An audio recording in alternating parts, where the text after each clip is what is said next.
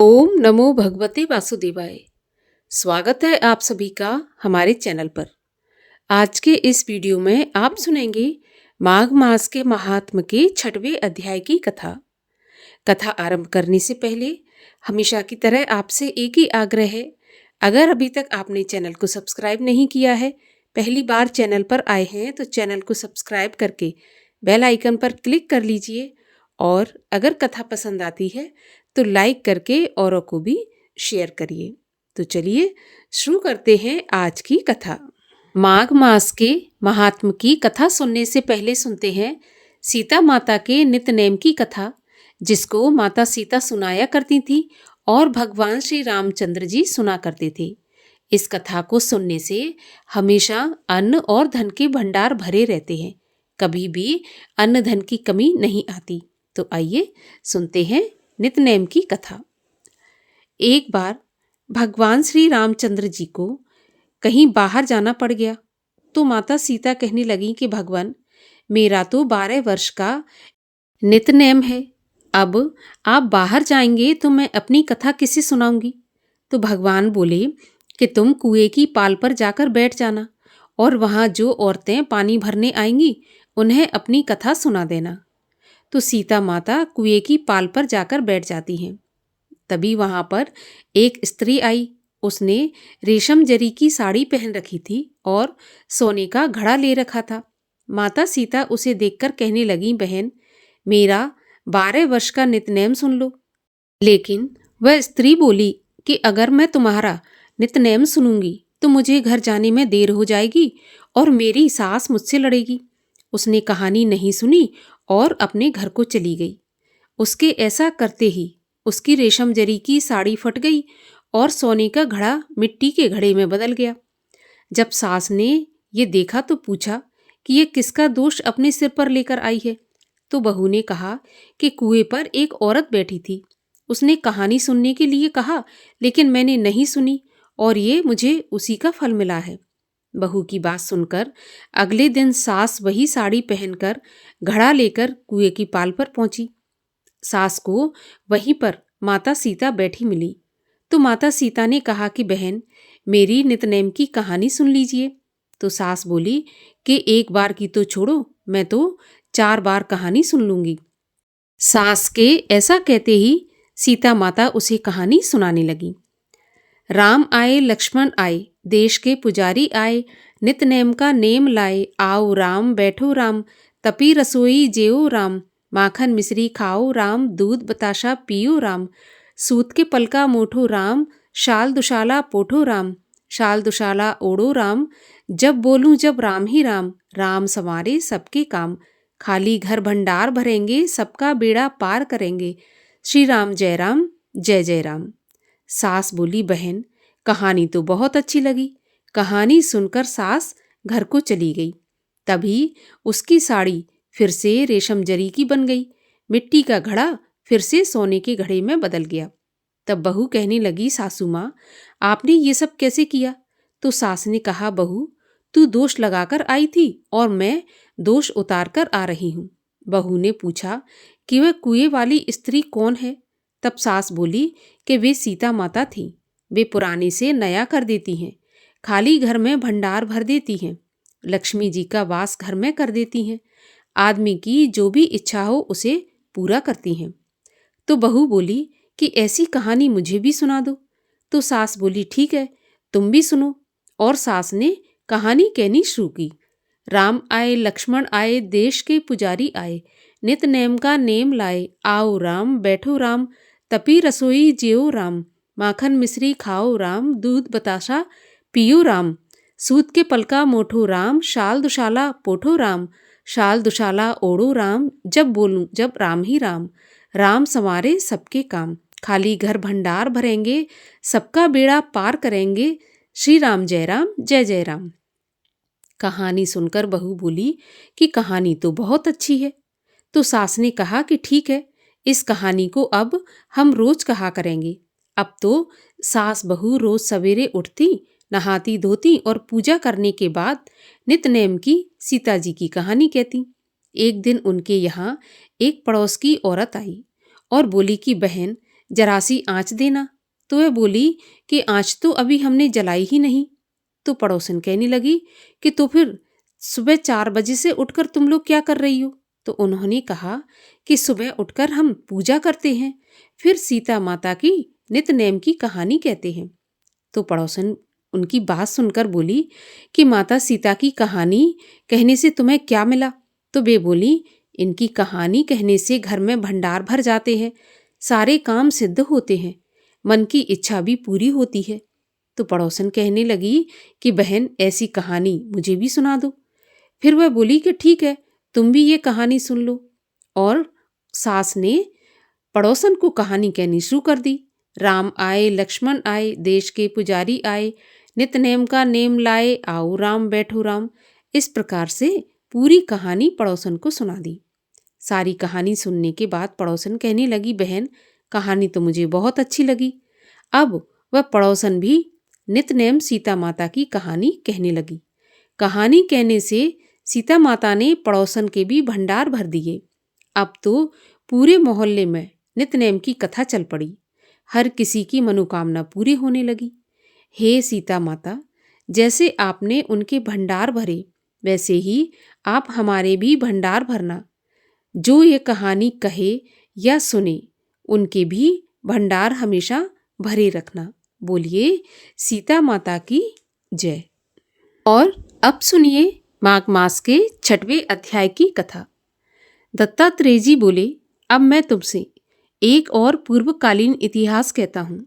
हे राजन, पहले सतयुग में निषद नामक नगर में कुबेर के समान धनी हेमकुंडल नाम का एक वैश्य रहता था। वह उत्तम कुल में उत्पन्न, सत्क्रिया वाला, देवता, ब्राह्मण और अग्नि का पूजन करने वाला था। वह खेती तथा विशेषकर खरीदी बेची का व्यापार किया करता था और गाय, घोड़े, भैंस आदि पशुओं के पालन में तल्लीन रहता था। दूध, दही, मठा, गोमय, तृण, लकड़ी, फल, मूल, नमक, पीपल, साग, तेल, अनेक प्रकार के वस्त्र, धातु, गुड़, खांड आदि के व्यापार से उस वैश्य ने 8 करोड़ असरफियां पैदा करके इकट्ठी कर ली थी। एक दिन बुढ़ापा आने पर वह सोचने लगा कि संसार तो क्षणिक मात्र है, अतः ऐसा सोचकर उसने उस धन के 6ठे भाग से धर्म के काम किए, विष्णु मंदिर और शिवालय बनवाए, समुद्र के समान तालाब, बावली और सरोवर खुदवाए, बेर, पीपल, आम, कंकोल, जामुन, नीम आदि के वृक्ष तथा पुष्प वाटिका लगवाए। सूर्योदय से सूर्यास्त तक वह दान करता था। नगर के बाहर चारों ओर उसने सुंदर प्याऊ भी लगवाई। हे राजन, पुराणों में जो प्रसिद्ध दान थे वो सब उसने किए। इसके बाद वह पापों का प्रायश्चित कर देवता तथा अतिथि पूजन में लगा रहता था। इस तरह सदाचरण करते हुए उसके 2 पुत्र पैदा हुए, जिनका कुंडल और विकुंडल नाम था। तत्पश्चात वह वैश्य अपने लड़कों के ऊपर गृहस्थी का सारा भार छोड़कर स्वयं तपस्या करने के लिए वन में चला गया। गोविंद की तपस्या में अपने शरीर को कृश करके विष्णु लोक को प्राप्त हुआ। तब हे राजन, उसके दोनों पुत्र रूप और धन के मद में अभिमानी होकर दुशील व्यसनों में तल्लीन हो गए।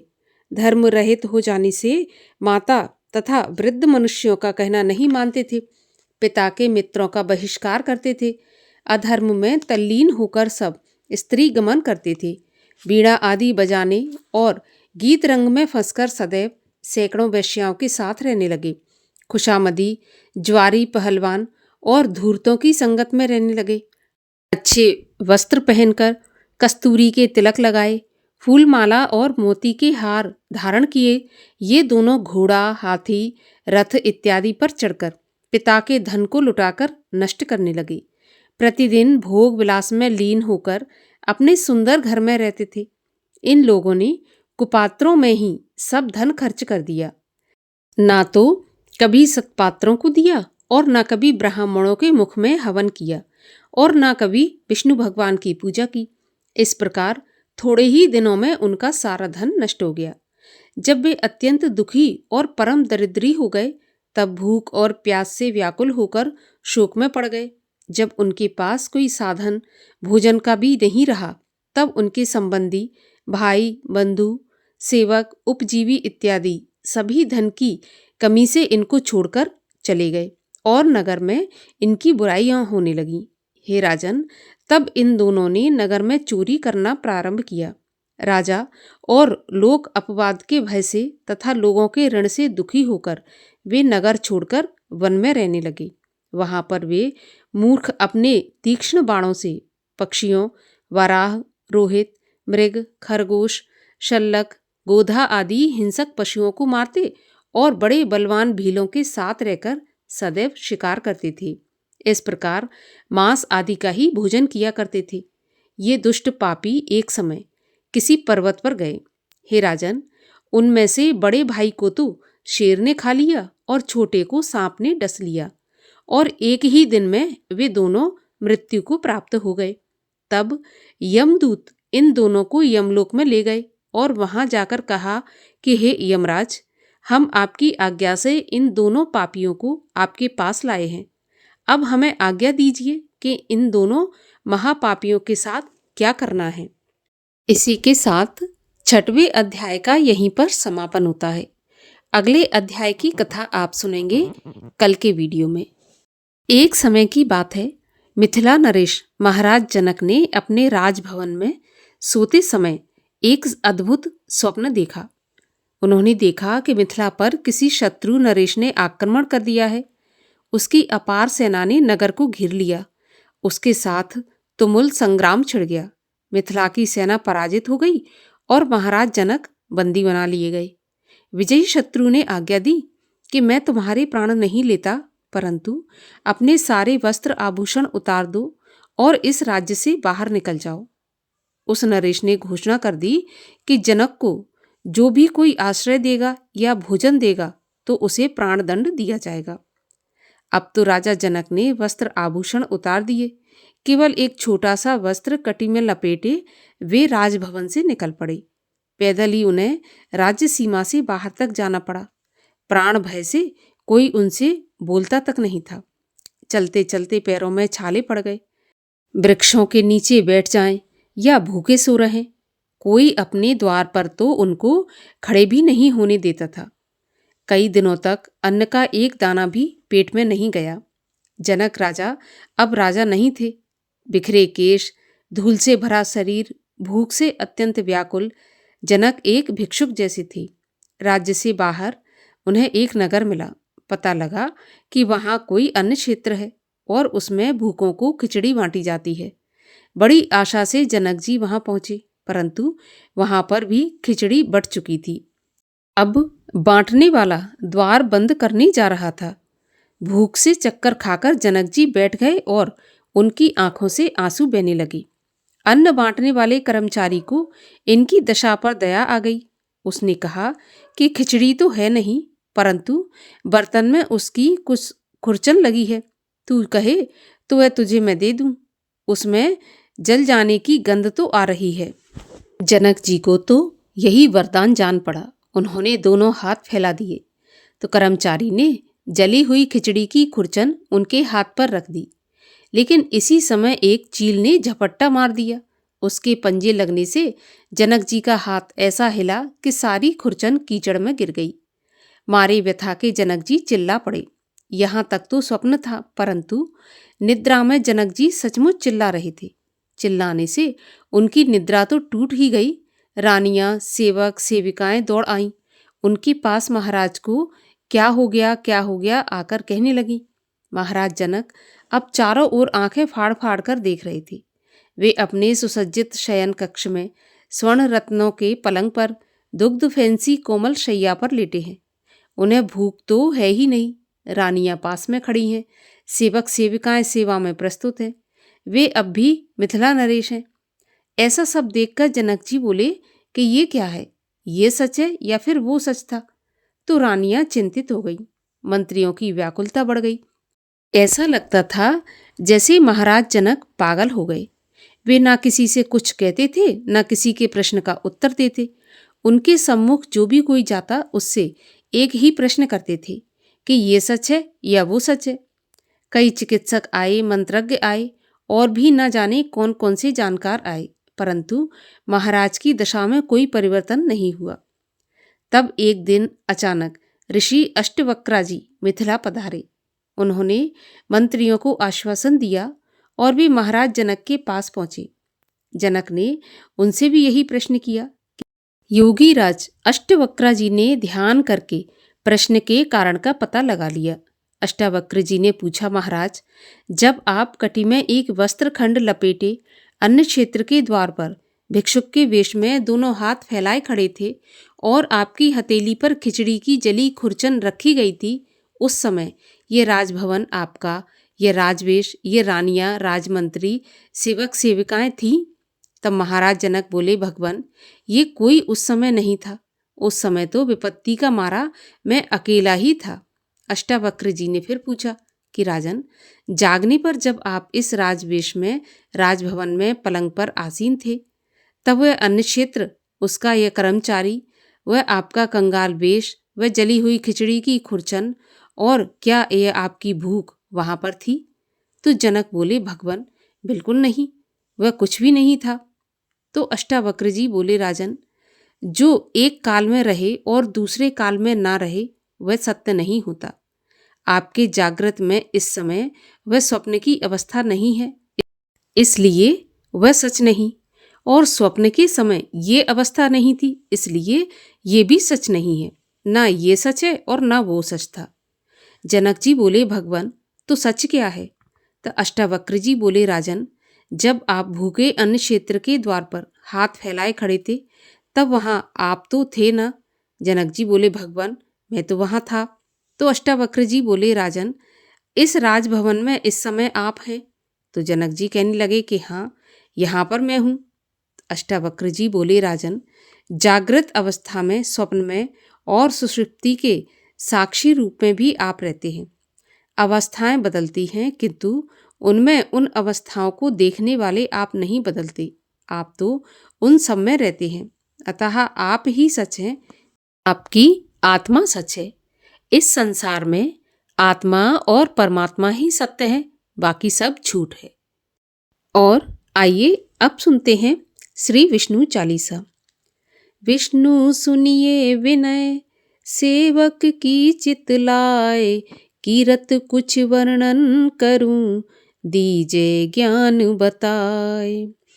नमो विष्णु भगवान खरारी, कष्ट नशावन अखिल बिहारी, प्रबल जगत में शक्ति तुम्हारी, त्रिभुवन फैल रही उजियारी। सुंदर रूप मनोहर सूरत, सरल स्वभाव मोहनी मूरत, तन पर पीतांबर अति सोहत, बैजंती माला मन मोहत, शंख चक्र कर गदा बिराजे, देखत दैत्य असुर दल भाजे। सत्य धर्म मद लोभ न गाजे, काम क्रोध मद लोभ न छाजे। संत भक्त सज्जन मन रंजन, तनुज असुर दुष्टन दल गंजन। सुख उपजाए कष्ट सब भंजन, दोष मिटाए करत जन सज्जन। पाप काट भव सिंध उतारन, कष्ट नाश कर भक्त उबारन। करत अनेक रूप प्रभु धारण, केवल आप भक्ति के कारण। धरण धैनु बन तुम ही पुकारा, तब तुम रूप राम का धारा। भार उतार असुर दल मारा, रावण आदिक को संहारा। आप वराह रूप बनाया, हिरण्याक्ष को मार गिराया। धर्म से तन सिंधु बनाया, 14 रत्नन को निकलाया, अमिलख असुरन द्वंद मचाया, रूप मोहनी आप दिखाया, देवन को अमृत पान कराया, असुरन को छवि से बहलाया, कूर्म रूप धर सिंधु मझाया, मंद्राचल गिर तुरत उठाया, शंकर का तुम फंद छुड़ाया, भस्मासुर को रूप दिखाया, वेदन को जब असुर डुबाया, कर प्रबंध उनको ढूंढवाया, मोहित बन कर खलहि नचाया, उस ही कर से भस्म कराया, असुर जलंधर अति बलदाई, शंकर से उनकीन लड़ाई, हार पार शिव सकल बनाई, कीन सती से छल खल जाई, सुमिरन कीन तुम्हें शिव रानी, बतलाई सब विपत कहानी, तब तुम बने मुनीश्वर ज्ञानी, वृंदा की सब सूरत भुलानी, देखत दीन दनुज शैतानी, वृंदा आए तुम्हें लपटानी, हो स्पर्श धर्म क्षति मानी, हना असुर उर शिव सैतानी, तुमने ध्रुव प्रहलाद उबारे, हिरणाकुश आदिक खल मारे, गणिका और अजामिल तारे, बहुत भक्त भव सिंधु उतारे, हरहु सकल संताप हमारे, कृपा करहु हर सिरजनहारे, देखहु मैं निज दरस तुम्हारे, दीन बंधु भक्तन हितकारे, चहत आपका सेवक दर्शन, करहु दया अपनी मधुसूदन, जानू नहीं योग्य जप पूजन, होए